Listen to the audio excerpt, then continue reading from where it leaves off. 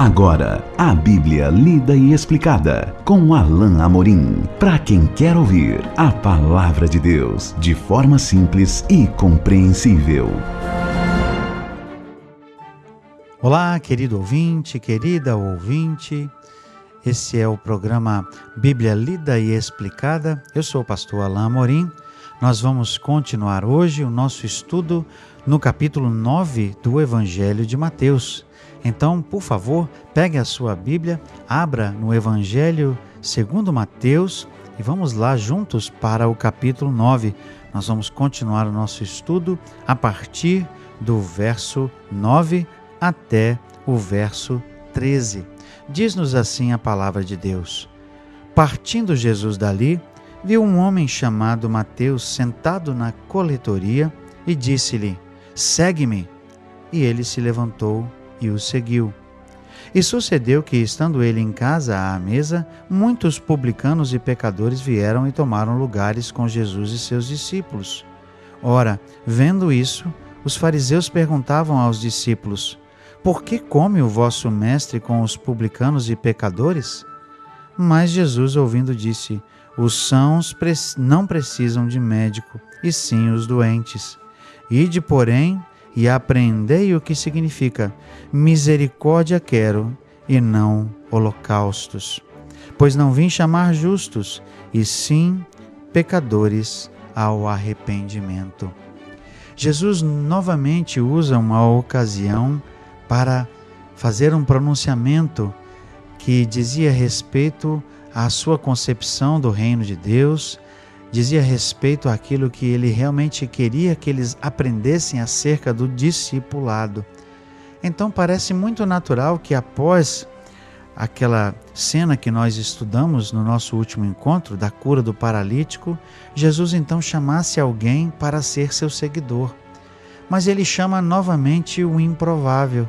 Ele chama novamente alguém que é um marginalizado da sociedade. Aliás, isso é tão característico de Jesus.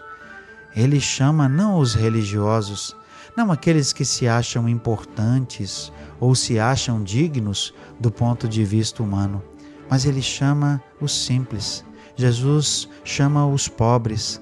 Jesus chama os improváveis, os pecadores. E ele então vai até um publicano, ou seja, um cobrador de impostos, e o chama para ser seu discípulo.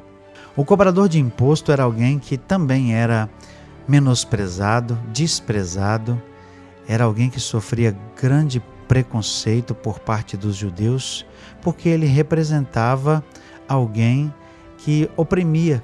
Na verdade, muitos coletores de impostos eram pessoas corruptas, eram pessoas que cobravam mais imposto para poder desviar o dinheiro para si. Aliás, uma nota interessante aqui, nós vemos que a corrupção era presente naquela época tanto quanto é hoje. E infelizmente, como nós vemos no caso de alguns hoje, vemos agentes públicos que desviam dinheiro para favorecer suas próprias contas e para favorecer o seu próprio benefício. E isso não era diferente em alguns casos, e por isso os coletores de impostos eram odiados muitas vezes. Mas Jesus enxerga naquele coletor de impostos alguém que poderia sim ser alcançado pela misericórdia de Deus. Jesus simplesmente diz: "Segue-me." Jesus certamente chega até Mateus. Mateus ali, nós não sabemos se ele já tinha ouvido falar de Jesus. Talvez Mateus já tivesse testemunhado alguns daqueles milagres. Talvez Mateus estivesse até presente naquele momento em que Jesus curou o paralítico, mas o fato é que Jesus o chama para segui-lo. E o texto diz que ele simplesmente se levantou e o seguiu. Mateus entendeu e teve uma reação correta ao chamado de Jesus. Ele deixou tudo e o seguiu. Ele não foi como aquele homem que diz: "Me deixa primeiro sepultar o meu pai.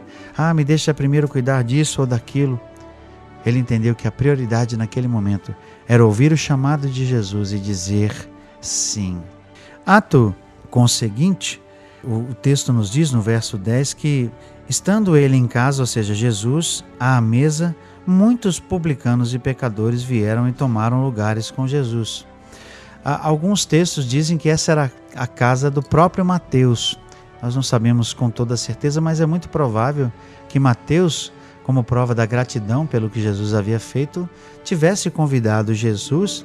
E numa prova muito interessante da importância do que aconteceu com Mateus, ou seja, do próprio valor que Mateus estava dando para o que aconteceu com ele, ele faz uma festa em casa, convida Jesus e chama os seus amigos. É isso que nós vemos aqui nesse trecho. Mas Mateus faz questão de registrar exatamente como essas pessoas serão vistas naquela época. Por isso ele diz: publicanos e pecadores. Jesus vai para a casa de alguém que era um improvável, e ele tem amigos que também eram improváveis, também eram marginalizados. Não eram aqueles que a sociedade religiosa consideravam como pessoas boas, mas Jesus os considerava dignos. Jesus entendia que essas pessoas precisavam da graça e da misericórdia de Deus. Por isso, Jesus foi comer com eles. Jesus queria sim compartilhar com eles. O que nós precisamos entender aqui é que Jesus estava com esses publicanos, com esses pecadores. Provavelmente aqui nesse meio de pessoas pudessem estar até mesmo prostitutas, pessoas que eram realmente vamos dizer, de reputação duvidosa. E o fato é que Jesus não estava sendo condescendente com o pecado dessas pessoas. Jesus não estava se misturando com o pecado delas. Mas Jesus estava sim tentando demonstrar misericórdia a essas pessoas que precisavam de misericórdia. Pessoas que tinham uma vida que certamente estava em desacordo com a vontade de Deus. Pessoas que tinham uma vida que certamente desagradavam a Deus, mas que agora têm a oportunidade, por meio de Cristo, de se aproximar de Deus. Mas veja a reação dos religiosos da época. O verso 11 diz assim: ora, vendo isso, os fariseus perguntavam aos discípulos: por que come o vosso mestre com os publicanos e pecadores?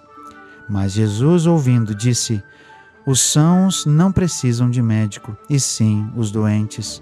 Ide, porém, e aprendei o que significa: misericórdia quero, e não holocaustos. Pois não vim para chamar justos, e sim pecadores ao arrependimento. Jesus, ao responder àqueles religiosos que, cheios de preconceito, estavam acusando Jesus de comer com pecadores como se ele fosse um deles.